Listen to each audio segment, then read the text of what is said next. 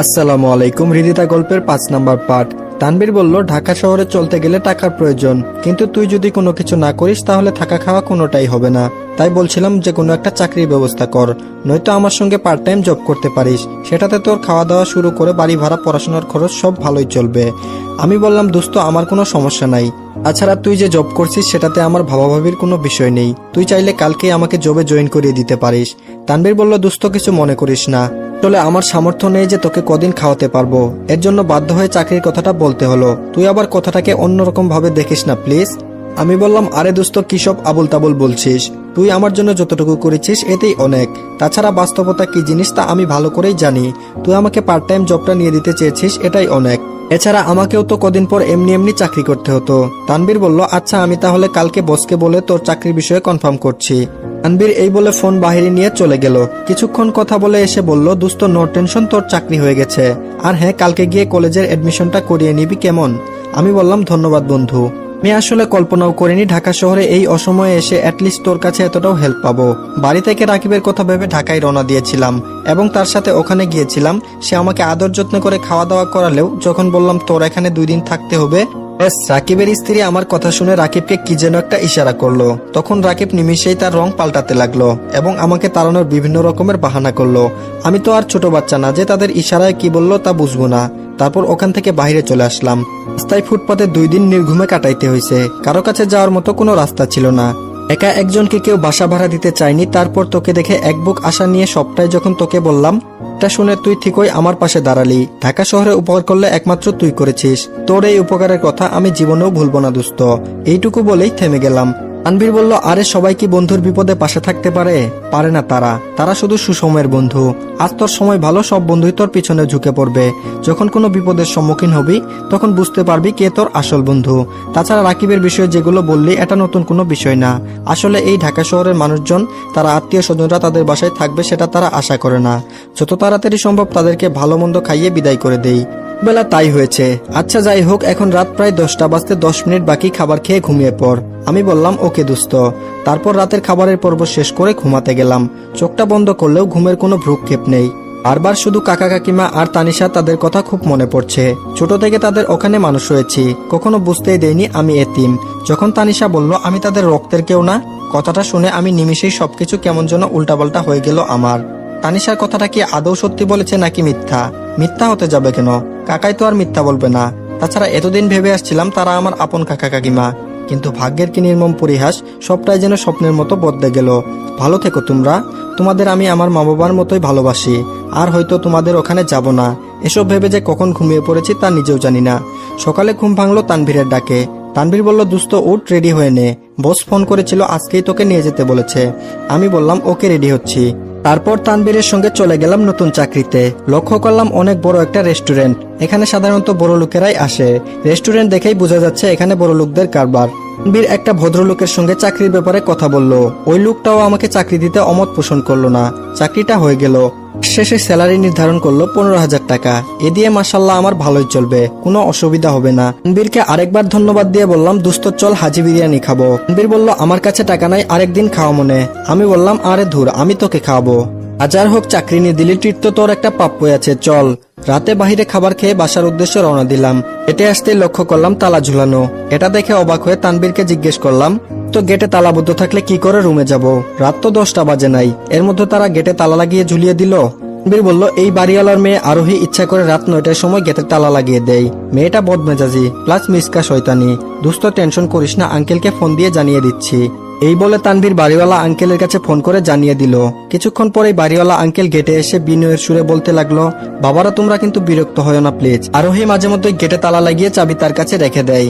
আমি বললাম, আচ্ছা আঙ্কেল, আরোহী এসব কেন করেন? আঙ্কেল বলল, আরোহী চায় না এই বাসায় কেউ ভাড়া থাকুক। তোমাদেরও বাসা ভাড়া দিতাম না, কিন্তু তানভীর আমার কাছে পূর্ব পরিচিত ছিল, যার দরুন তাকে আর না করতে পারিনি। আচ্ছা বাদ দাও এসব কথা, এই চাবিটা তোমাদের কাছে রাখো। মাঝে মধ্যে আরোহী যদি তালা লাগিয়ে দেয় তার ডুপ্লিকেট চাবি এইটা। আঙ্কেল এই বলে গেটের ওপাশ থেকে চাবিটা তানভীরের হাতে দিল। তারপর রুমে চলে গেলেন। পরদিকে হৃদিতা বলল, তানিশা তোর ভাইয়ের খোঁজ কি এখনো পাসনি? তানিশা বলল, ও ছোট থেকেই একটু জেদি, যা বলে তাই করে। ও তোকে প্রপোজাল দিয়েছিল সেদিন আর তুই রিজেক্ট করেছিলি। আমিও বাড়িতে গিয়ে এ বিষয়ে প্রচুর পরিমাণ জ্বালিয়েছি এবং মজা করে বলেছি তোর এই খ্যাত মার্কা চেহারা কোনো মেয়েই তোকে ভালোবাসবে না, বুঝলি? আগে নিজের গেট আপ ঠিক কর, তারপর কাউকে প্রপোজাল দিস। সে আমার প্রতি উত্তরে শুধু এই কথাটাই বলেছিল, একদিন দিদিটাও আমাকে ভালোবাসবে, দেখে নিস। আর আমি যেটা বলি তা কিন্তু করে ছাড়ি, সেটা তুই ভালো করে জানিস। সেদিনের থেকে তোর পিছনে পিছনে কাঁঠালের আঠার মতো 2-1 বছর লেগে থাকলো, কিন্তু তুই তো কোনো রেসপন্স দিলি না। তাহলে একবার ভাব তার জিতটা কেমন। আর আমি যদি টেলিভিশনে সিরিয়াল দেখি, ও গিয়ে ক্রিকেট খেলা দেখবে, নয়তো মুভি দেখবে, তবুও আমাকে কিছু দেখতে দিবে না। টেবিলে খেতে বসলে আগে ওর দিকে দিতে হবে, তারপর সেন আমরা সবাই খেতে পারবো। এমন প্যারাই দিত সারাদিন। রিদিতা, বিশ্বাস কর, মাঝে মধ্যে মনে হতো ও কেন আমাদের বাসা ছেড়ে চলে যাচ্ছে না। চলে গেলেই হয়তো একটু শান্তি পেতাম, কিন্তু ও এমন বিহেভ করতো যেন আমার আপন ভাই। তাছাড়া রনিও জানতো না যে ও এতিম। তোদের সেই ঘটনা ঘটে যাওয়ার পর আমি রেগে বলেছি সব, যে তুই আমাদের রক্তের কেউ না, অনেক জ্বালিয়েছিস, এবার আমাদের বাসা ছেড়ে যেদিকে খুশি সেদিকে চলে যা। ও তাই করলো, আমাদের ছেড়ে চলে গেল ঠিকই, কিন্তু তার সব মেমোরিজ গুলো আমাদেরকে এখন এমন কষ্ট দিচ্ছে সেটা তোকে বলে বুঝাতে পারবো না। এই বলে তানিশা চোখের পানি মুছে নিল। তানিশার কথা শুনে রিদিতার যেন হৃদয়ে রক্তক্ষরণ হতে লাগলো। তার জন্য তো এসব ঘটেছে, এসব ভেবে রিদিতা নিজেই অনুতপ্ত হচ্ছে। তারপর নিজেকে সামলে নিয়ে বলতে লাগলো, তাহলে কি তোর ভাই গ্রামে আসবে না আর? তানিশা বলল, আর মনে হয় আসবে না। রিদিতা কথাটা শোনা মাত্রই তার যেন নিমিষেই সব আশা শেষ হয়ে গেল।